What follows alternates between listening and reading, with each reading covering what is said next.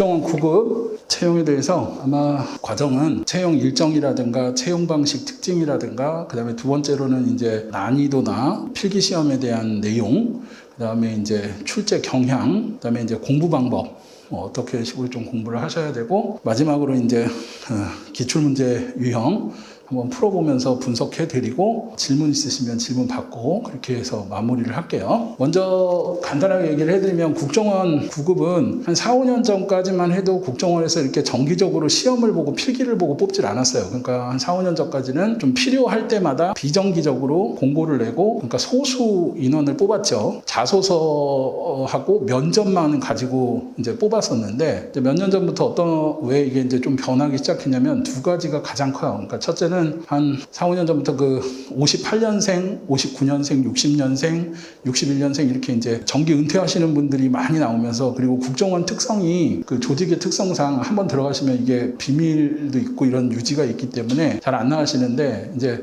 몇 년 전부터 정년 은퇴하시는 분들이 막 대거 나오면서 이제 많이 나가시니까 구급직에서 그러니까 그렇게 생각하시면 돼요. 이 일반 공무원 일반직 9급이 그 다른 일반 9급 공무원도 있잖아요. 뭐 동사무소라든가. 근데 그런 분들은 이제 많이 좀 이동을 하는데 여기는 9급이라고 하더라도 들어가면 끝까지 이렇게 굉장히 여기서 이제 특정해서 일을 많이 하기 때문에 그래서 이제 몇 년 전부터 정년 은퇴하시는 분들이 그리고 내년, 내후년 이렇게까지 58년생에서 한 60년대 초반생들까지가 이제 대규모 나가시면서 좀 많이 필요하니까 그 이유가 이제 첫 번째로 그리고 두 번째가 또 조직이 개편되기 시작하면서 2, 3년 전부터 조직이 개편되면서 또 9급에서 여러 분야에서 좀 필요한 인력들이 많아지니까 이제 자소서뿐만 아니라 그리고 이제 요즘은 특히 면접이라는 건 공무원을 뽑는 거기 때문에 감사원의 감사를 받을 때도 면접이라는 건 좀 주관적인 요소가 많으니까 좀 객관적인 평가를 하자. 그래서 이제 어떻게 보면 이제 마치 국정원 그 7급 뽑듯이 정기 공채식으로 이제 필기 시험을 만들고 그다음에 이제 필기 보고 합격자 해서 면접 보고 뭐 이런 식으로 해서 뽑고 있다. 그래서 향후 몇 년간은 계속해서 좀 많은 인원들이 필요해서 지금 제가 말씀드린 대로 정년 은퇴자분들하고 또 조직이 개편돼서 수요가 많으니까 그죠? 그러니까 이제 실제 그래서 아마 작년, 재작년, 작년, 올해 뭐 이렇게 좀 학생들이 잘 모를 때 시험을 보시는 게 들어가기 좋아요. 이제 내년부터 만약에 좀 많이 알려지고 이제 경쟁률이 올라가기 시작하면 조금 이따 이제 설명을 해드릴 텐데 합격컷이나 이런 거 얘기해드리면서 얘기를 해드릴 텐데 그래서 지금 이제 좀 보시면 된다. 그러면 일단 그러니까 지금 말씀드린 대로 이제 필기 시험을 보는데 그러면 이제 그 국정원 시험이 또 잘 알려진 게 많지 않아서 일단 채용 일정 먼저 뭐 아시겠지만 항상 9월 중순에서 말까지 이때가 이제 서류 접수를 시작하죠. 원서 접수, 자소서. 그리고 이것도 조금 얘기를 해드리면 올해도 마찬가지인데 9월 13일부터 9월 30일까지 원서를 받잖아요. 그게 13일이 뭐냐면 7급 2차 면접이 시작하는 날이에요. 그러니까 해마다 국정원 7급 시험 2차 면접이 끝나는 날부터 9급을 뽑기 시작해요. 기조실, 국정원 기획조정실에서 이 시험들을 담당하기 때문에 이제 7급하고 9급이 이렇게 겹쳐 있지 않고 그래서 보통 7급 채용형 인턴직을 한 3, 4월에 뽑고요. 그 다음에 5, 6, 7, 8, 9까지가 이제 7급 뽑고요. 그 다음에 이제 9월, 그러니까 7급 마지막, 그러니까 해마다 9월 중순쯤 되면 7급 끝나는 날 이제 시작을 하는 거죠. 그래서 9급 자소서하고 경력직. 근데 아까 말씀드린 대로 몇 년 전까지만 해도 소수를 뽑으니까 요 분야라든가 이런 게 이제 적었는데 올해도 보시면 아시겠지만 뭐 이제 특히 ICT 분야라든가 또 이제 수송, 운전 뭐 또 혹은 안전 분야 뭐 이런 분야들도 이제 다양하게 좀 많이 뽑기 때문에 이런 게 이제 그래서 자소서가 예전에는 이제 잘 알려지지도 않고 해서 경쟁률이 낮았는데 작년 올해부터 이렇게 좀 올라가고 있다고 생각하시면 돼요. 그러니까 아마 내년이나 내후년 조금 더 많이 알려지기 시작하면 이제 돼 있고 특히 특정 분야들은 이제 경력사항이라든가 뭐 이런 것들로 해서 그래서 서류 접수 9월 30일까지 하고 10월 달에 이제 합격자 발표를 하죠. 그리고 나서 10월 아마 중순 이후에 서류 합격자 발표가 날 거예요. 그래서 작년 같은 경우에도 한 10월 20며칠이나 30일, 25일이나 30일경 해서 이제 발표가 나고 아시다시피 11월 중하순 이때 이제 필기 시험이 있죠.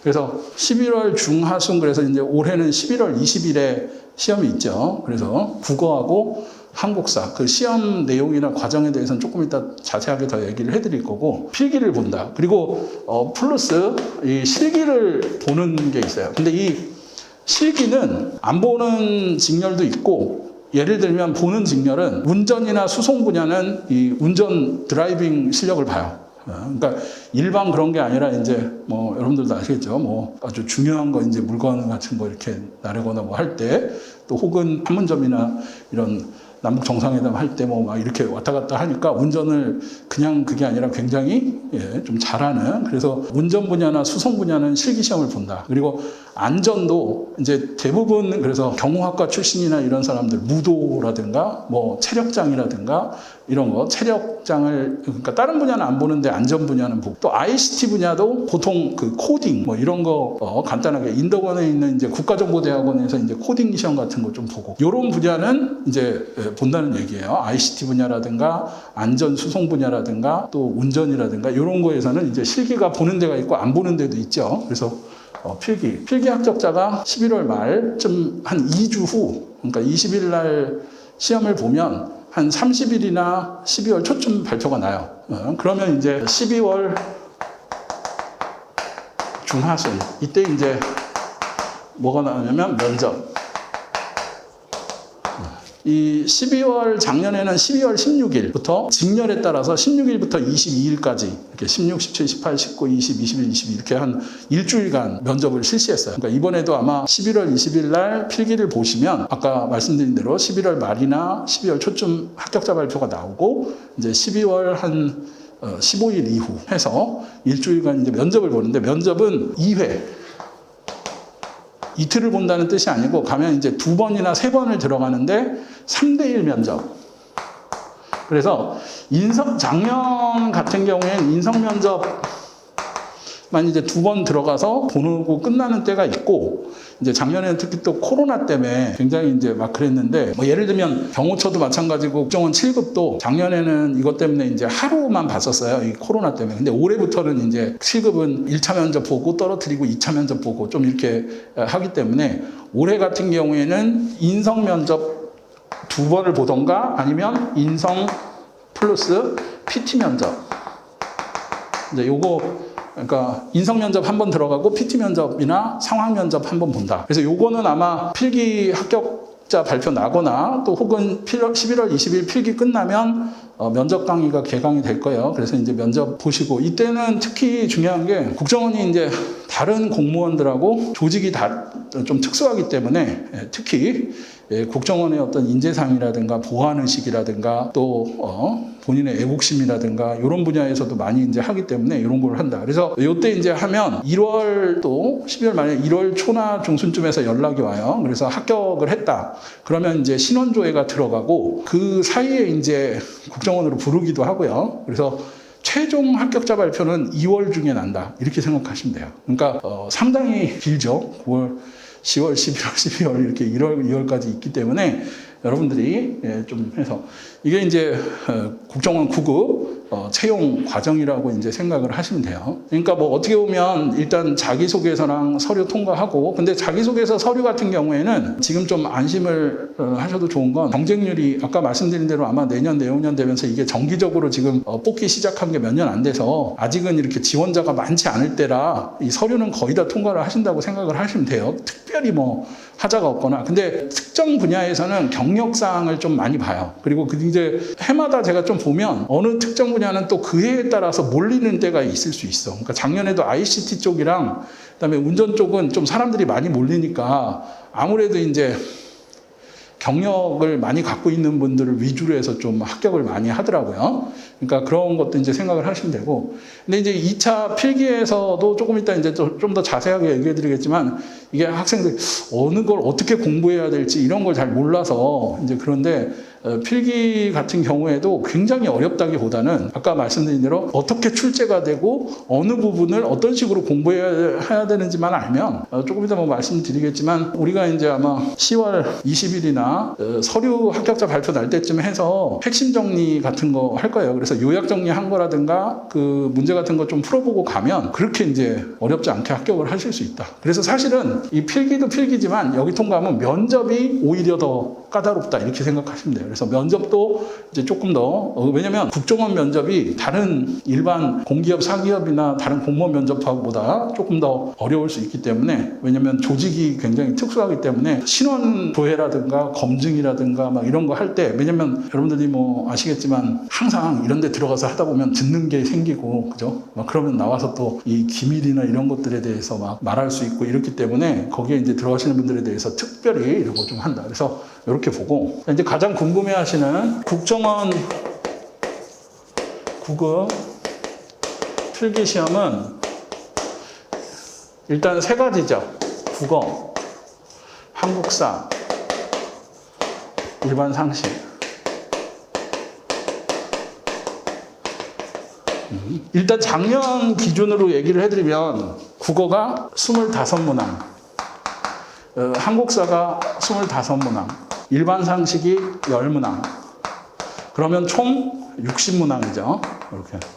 근데 원래 이제 그 2014년 이전에 국정원 7급도 종합교양이라고 해서 시험을 봤었는데 그때는 이제 100문항이 출제가 되고 막 이랬는데 이거는 국정원 조금 이따도 얘기를 해드리겠지만 국정원의 이 출제하는 방식이 굉장히 변칙적인 출제를 많이 해요. 그러니까 이 문항수도 조금 변동이 되기 때문에 어떤 때는 25문항인데 30문항이 출제가 될 때도 있어요. 그리고 이것도 30문항. 그리고 보통 일반 상식도 15개에서 20개 정도 나올 수 있다. 작년에는 이렇게 나왔지만 그 전년도나 이제 여러 번 보면 25문항, 30문항 이 사이에서 이렇게 낼 때도 있기 때문에 이렇게 하면 뭐야? 60에 80. 그러니까 60문항에서 80문항 정도 출제된다. 이렇게 생각하시면 간편하죠. 그리고 시간은 이제 1시간에서 1시간 반. 뭐 요 사이로 이제 시험을 본다. 이렇게 생각을 하죠. 그리고 난이도가 이제 제가 또 얘기를 해드리면 25문항에서 30문항 출제를 할 때 이제 좀 쉬운 거 난이도 하라고 하는 게 이제 물론 해마다 그럴 때가 있어요. 한국사를 되게 어렵게 나올 때가 있고 국어가 굉장히 어렵게 나올 때가 있고 또 일반 상식이 되게 어렵게 나올 때 셋 다 어렵게 난이도를 올리진 않는데 이렇게 아까 제가 국정원은 뭐라고 했어요? 변칙적인 출제를 하는데 어디가 특정하게 난이도가 되게 좀 어렵게 나올 때가 있고 또 특정 예를 들면 한국사도 뭐 조선시대에서 좀 많이 출제가 될 때가 있고 어느 때에는 삼국시대나 어떤 때 근현대사에서 많이 출제가 될 때가 있고 또 국어도 한자어나 고사성어가 좀 많이 나올 때가 있고 뭐 아까 그 독해라든가 이런 게 좀 많이 나올 때가 있고 이런 식으로 이게 좀 많이 바뀐다는 거예요. 특히 학생들이 제일 까다로워하는 게 일반 상식 같은 경우인데 거기에는 영역도 너무 넓죠. 그러니까 어떤 때는 막 작년에도 뭐 차이코프스키 막 뭐 이런 예술, 문학 이런 분야가 나올 때도 있고 일반적으로는 이제 좀 이따 얘기해드리겠지만 정치나 외교, 군사 통일 뭐 이런 쪽에서도 이제 많이 나오고 경제, 법, 매스미디어 뭐 이런 쪽에서도 나오는데 일단은 그러니까 뭐 이렇게 특정하게 변하지 않고 일반적으로 얘기하자면 25문항 중에 한 15문제는 난이도 좀 하. 그래서 뭐 사람들이 좀 상식적인 거로 갖고 있다 그러면 좀 풀 수 있는 문제. 근데 이제 난이도 중 문제가 한 7, 8문제 섞여 있고요. 좀 어려운 문제가 한 4, 5문제 이렇게 섞여서 난이도가 이렇게 나온다고 이제 생각을 하시면 돼요. 그러면 학생들이 궁금해하는 게 이제 안정적으로 합격을 하려면 25문항 중에 20문제 이상은 좀 풀어야 안정적인 합격권이라는데 좀 어렵게 나올 때는 한 15개 이상만 맞아도 합격을 하는 경우도 있어요. 그러니까 면접까지 가는 경우가 있다. 그래도 이제 우리가 목표를 잡을 때는 15개 맞아야지 이러면 안 되죠. 25문항에서 30문항 정도 나오는데 일단 나는 20문제 정도는 맞춘다. 뭐 이렇게. 그러면 우리가 뭐야? 한 80점에서 80점, 뭐 75점, 80점 이상 이렇게 가져간다고 생각을 하시면 돼요. 한국사도 마찬가지야. 한국사도 어렵게 나올 때는 한 뭐 15개에서 18개 요 정도라고 합격선이라고 생각하시면 한 이제 좀 쉽게 나올 때는 한 20개 정도는 맞춰야 된다. 그래서 대부분 목표로 이제 그렇게 좀 잡으시고 공부를 하시면 좋고요. 일반 상식이 들쑥날쑥해요. 그러니까 여기에 이제 10문항 나올 때도 한 5문항에서 6문항 맞추고도 이제 합격하는 친구들이 있는데 이게 어떠냐면 본인이 예를 들어 법대를 나왔는데 뭐 헌법이나 법 관련돼서 많이 나왔다 그러면 많이 맞추는데 갑자기 아까 말씀드린 대로 예술, 문학 막 이런 게 나왔다. 내가 전혀 모르는 분야가 나왔다던가 재작년에 이제 환경이라든가 매스미디어 뭐 그래서 영역은 넓은데 이거 10문제, 20문제 이거를 어떻게 해야 되나. 그래서 조금 자주 이제 출제되는 기출로 이제 많이 나오는 출제되는 영역이라든가 또 특별히 이제 시사적인 거 이런 것들도 막 관련돼서 조금 되는 거 있잖아요. 작년에도 팬데믹 뭐 올해도 이런 거 나오는 여러 가지 그런 정치, 외교, 군사 또 매스미디어 이런 분야에 대해서는 좀 정리는 한번 하고 가셔야 된다. 근데 이게 약간 뭐 보통 한 6, 7개 이상은 내가 맞추겠다 이렇게 생각하시고요. 20문제 나왔을 때는 한 10개에서 15개 이상 맞춘다 이렇게 가시면 필기는 이제 합격권 아니다 이렇게 생각을 하시면 돼요. 자, 그러면 국어는 어떤 게 이제 많이 나오느냐. 먼저 고유어. 순 우리나라 말 있잖아요. 그 다음에 이제 한자어. 그래서 특히 한자어는 정리를 한번 하셔야 돼요. 그래서 이거 읽는 거 도금 있잖아요. 도금. 그리고 고사성어. 이런 것들은 이제 자주 출제되기 때문에 도금이나 고사성어 또 한자 이런 거 하시고 그 다음에 어법 요거는 이제 맞춤법 뭐 띄어쓰기라든가 뭐 이런 것들도 이제 많이 나오고요. 그리고 우리가 흔히 비로소냐 뭐 이런 것부터 시작해서 좀 헷갈리기 쉬운 거 이런 거 그리고 이제 우리가 흔히 얘기하는 중문 또 단문, 독해, 문장, 또 문단배열, 이런 게 이제 출제가 많이 돼요. 그리고 제가 가끔 국정원 뭐 여러분들이 지금 취업 준비하시면서 물론 국정원 9급만 바라보시고 공부를 하시는 분도 있겠지만 그렇지 않고 여기 말고도 딴 데도 시험 보고 뭐 NCS도 시험 보고 뭐 여러 가지 하시는데 뭐 사기업 뭐 또 시험 보고 그래서 저는 이제 권해드리는 게 요즘에는 이제 뭐 언어 능력 해가지고 여러 가지 피셋도 그렇고 이렇게 독해 능력이나 이런 거 시험을 많이 보니까 그리고 또 특히 가산점도 주고 하니까 만약에 이제 시간이 되신다면 한국어 인증 능력 시험 이런 거 하나 공부하시면서 따놓으면 이런 문제들은 이제 다 해결이 된다. 그래서 그런 것도 한번 생각을 해보시고 하시고 만약에 내가 그런 것까지 공부하고 딸 시간은 없다 이러시면 아까 말씀드린 대로 한자어나 어법, 맞춤법 이런 거 이제 정리하시면서 특히 이제 학원에서 온라인으로 제공되는 강의라든가 이런 거 좀 쭉 들으시면서 한번 정리를 하고 가셔서 보신다 이렇게 생각을 하시면 좋아요. 한국사는 뭐 당연히 구석기, 신석기, 고대사 있고요. 또 삼국시대, 고려시대 등등 있지만 특히 자주 출제되는 게 조선시대 그리고 근현대사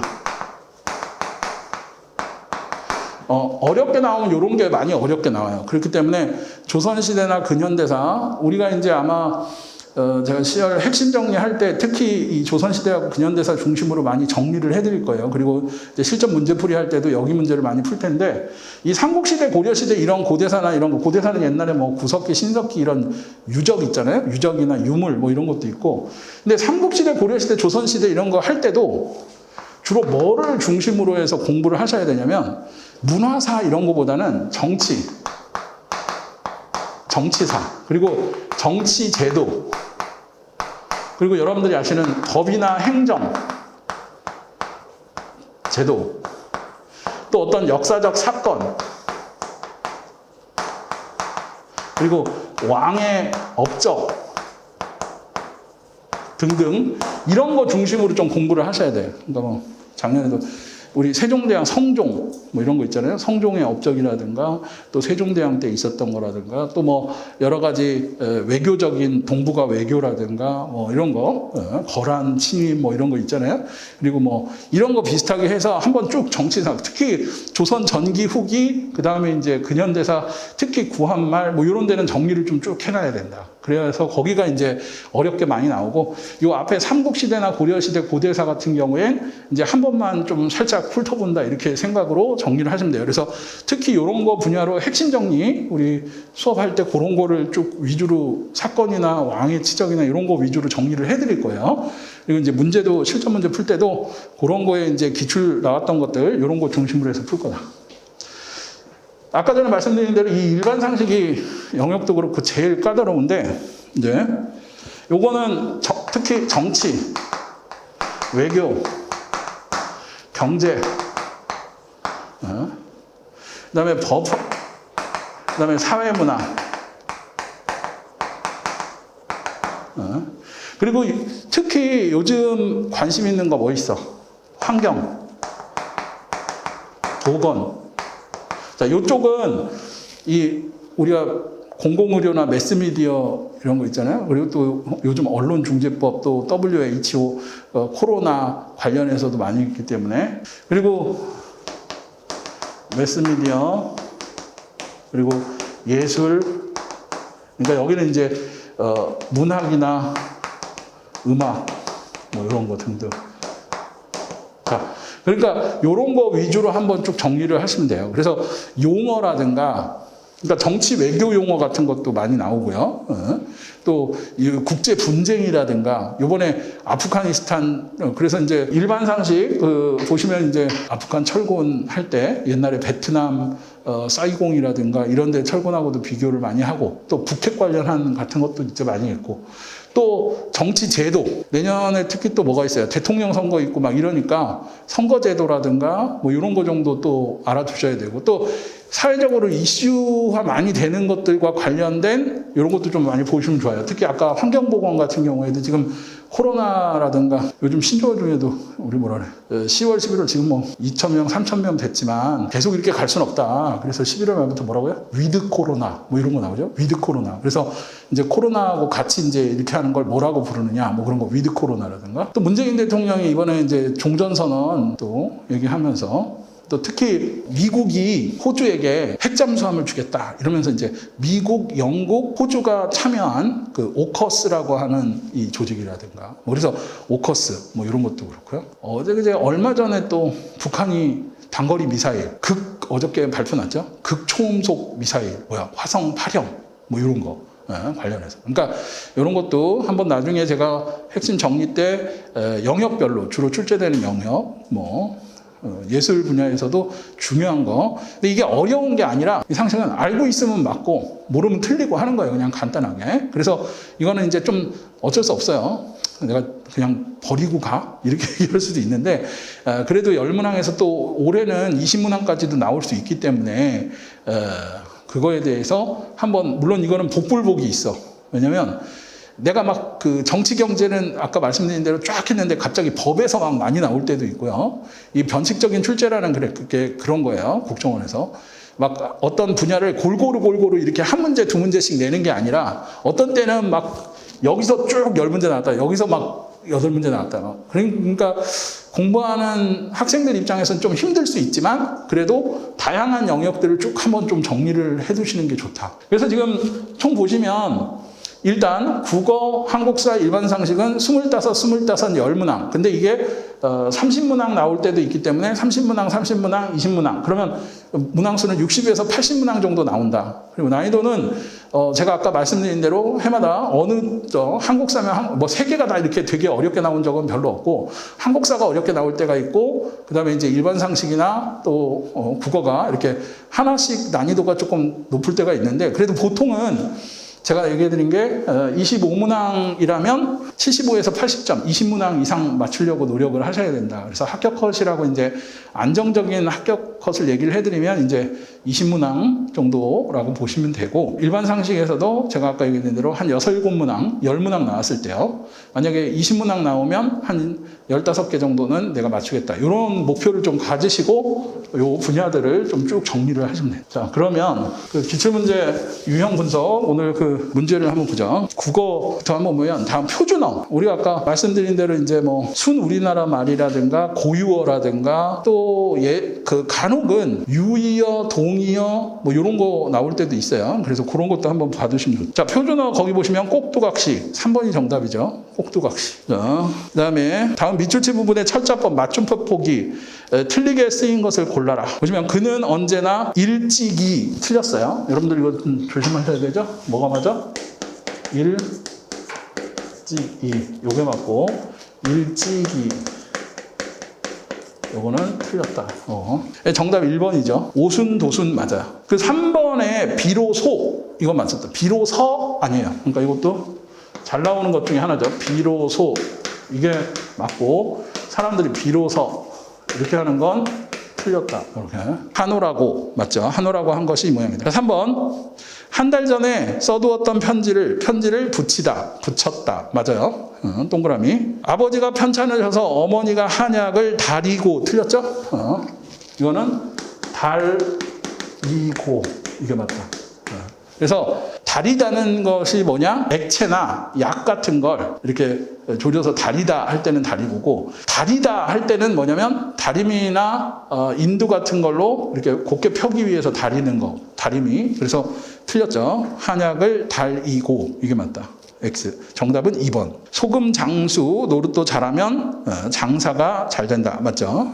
4번에도 별표 4개 하시고요. 이것도 자주 나오는 거예요. 빛을 띠다 할 때는 띠다고요. 눈에 뜨이게 할 때 뜨이게 의 이렇게 돼 있죠. 그러니까 눈에 띄게 그 다음에 빛을 띠다 요거. 그래서 요것도 띠다와 뜨이다. 아세요? 그래서 4번도 맞는 거다. 그래서 1번, 3번, 4번은 맞는 거고 2번이 틀렸죠. 달이고. 그래서 요거 보시면 요런 거 작년에도 뭐 잠그다 뭐 이런 표현들 뭐 우리가 일반적으로 쓰는데 좀 많이 잘못되거나 틀린 거 이런 거 많이 나오니까 좀 아쉬워. 자, 한자 성어 한번 보세요. 혼자서는 힘들다라는 걸 뜻하는 한자어가 뭐냐? 1번 보시면 천고마비. 우리가 천고마비는 가을, 요즘 가을인데 뭐 그러죠. 하늘은 높고 말이 살찌는 계절이다. 그래서 천고마비. 이거는 뭐 상관없는 얘기죠. 2번을 고장난명. 이런 고장난명. 고장난명은 그러니까 외로운 손바닥은 소리를 내지 못한다. 뭐야? 손뼉도 마주쳐야 소리가 나고 한 손으로는 그러니까 혼자서는 소리가 날 수 없죠. 그러니까 고장난명이 바로 정답이죠. 혼자서는 힘들고 이것도 마주쳐야 소리가 난다. 정답은 2번. 3번은 뭐 박장대소. 박장대소는 막 손뼉을 치면서 크게 묻는 거 박장대소라고 하고요. 4번 보시면 권상요모 이라고 읽어요. 권상요모.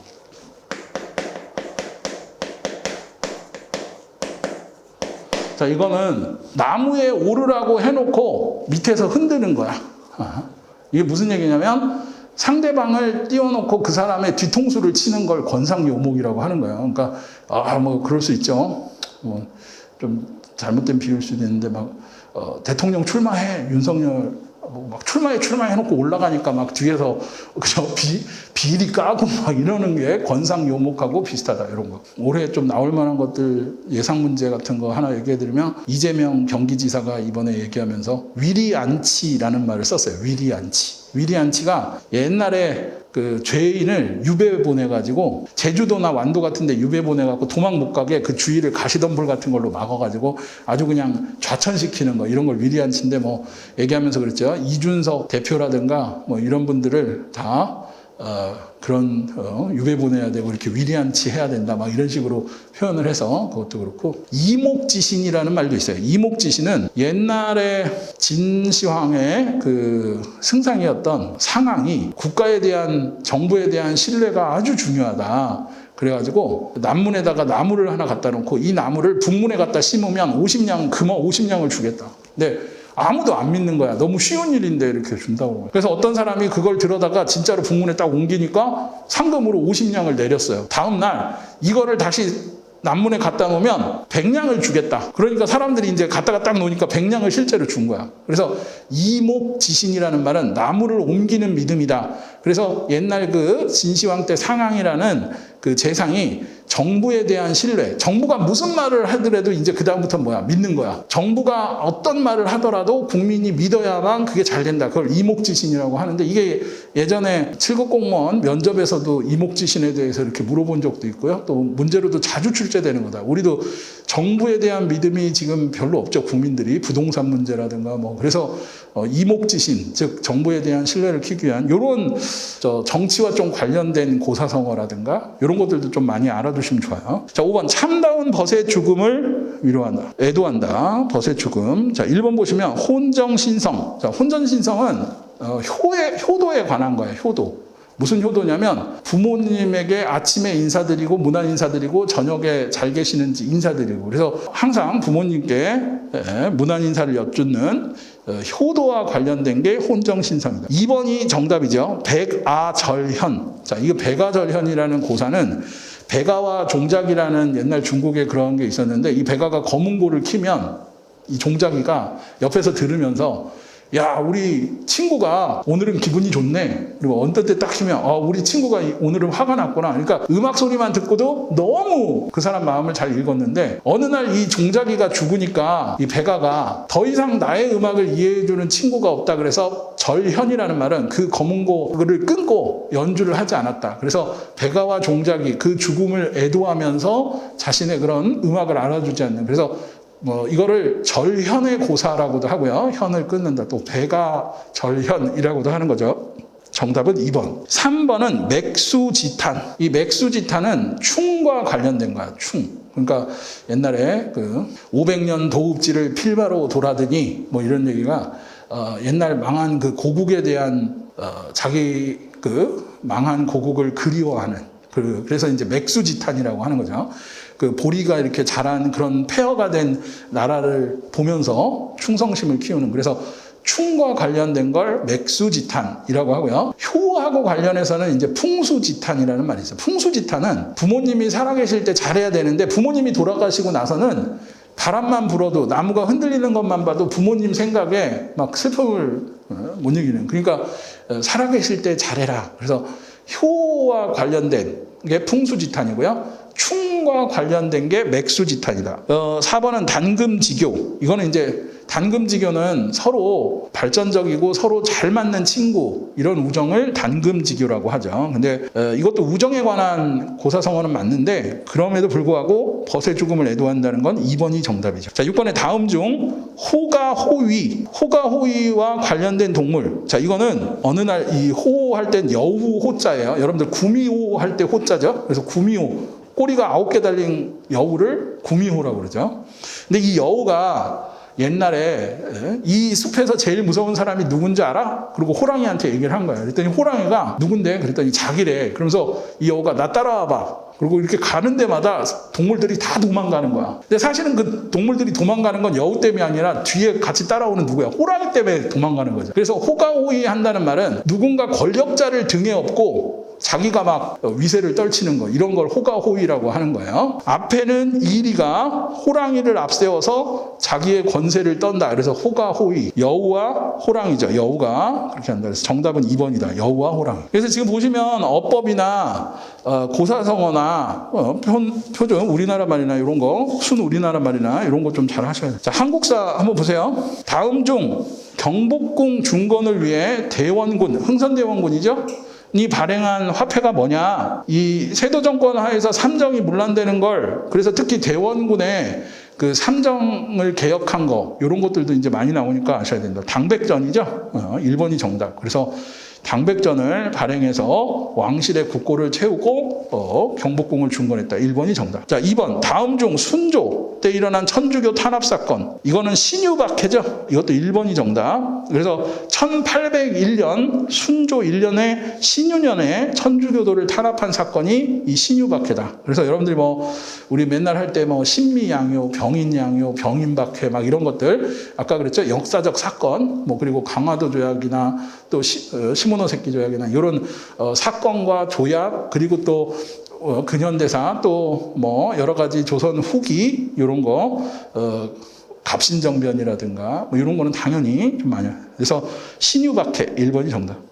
자, 한번 다음 중 성종이 지시하고 서거정 동그라미 하세요. 네, 서거정이 지은 지리도, 지리 역사서 뭐냐?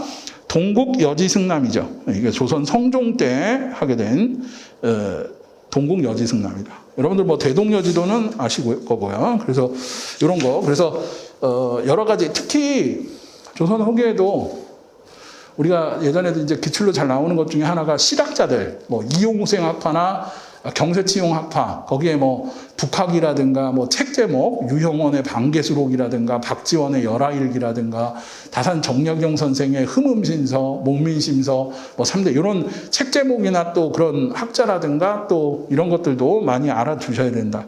그러니까 대충 보시면 이제 한국사는 이런 거, 그리고 특히 아까 말씀드린 대로 조선시대와 근현대사 중심으로 해서 역사적 사건이나 왕의 업적이나 요거는 우리 핵심 정리나 실제 문제 풀 때 또 다시 정리를 쭉 해드릴 거예요. 자, 일반 상식을 한번 보시면 1번 다음 중 김홍도의 작품이 아닌 것은 무엇인가? 자, 이건 이제 뭐 조선. 자, 거기 보시면 이런 문제 보시면 소리명월도 쌍치도 풍소가첩 다 김홍도 작품이 많고 미인도가 정답이죠. 4번.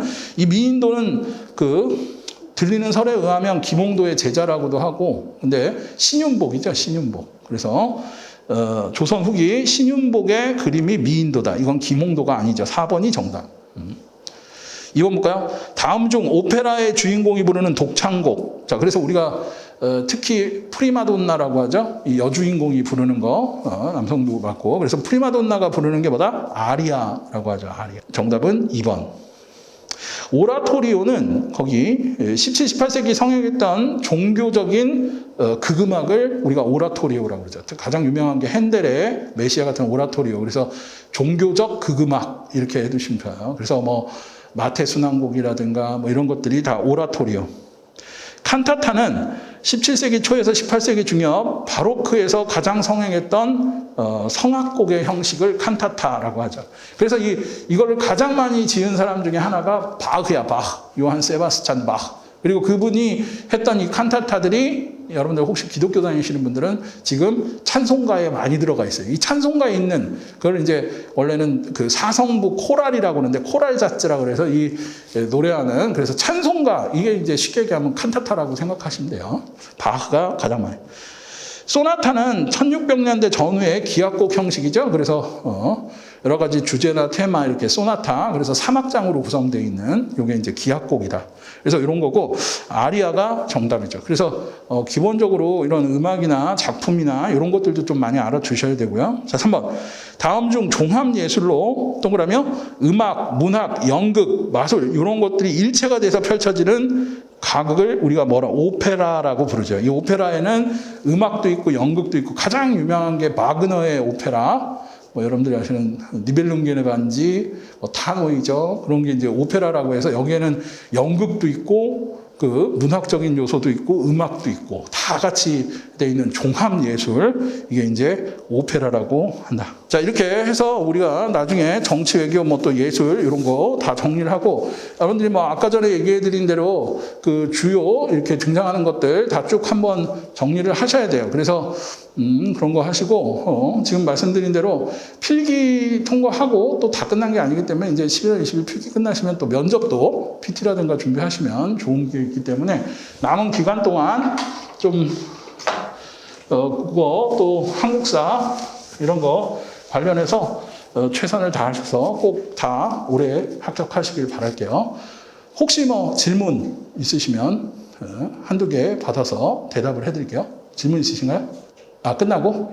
예, 그래요. 그럼 끝나고 남으셔서 저기 교수 연구실로 오셔서 질문하시고, 예, 수고하셨고요. 남은 시간 동안 지금 말씀드린 대로 국어, 한국사, 일반 상식 다 한 번씩 잘 정리하셔서 아마 우리가 수업 시간에 그 요약본이나 이런 거 프린트물로 나가서 그런 거 이제 한번 쭉 정리를 해드리고 문제도 이제 올해 나올 만한 예상 문제 뽑아가지고 실전 문제풀이 같은 것도 할 거니까 그런 걸로 한번 전체적으로 한번 훑어보시고 들어가셔야 된다. 네, 수고하셨습니다.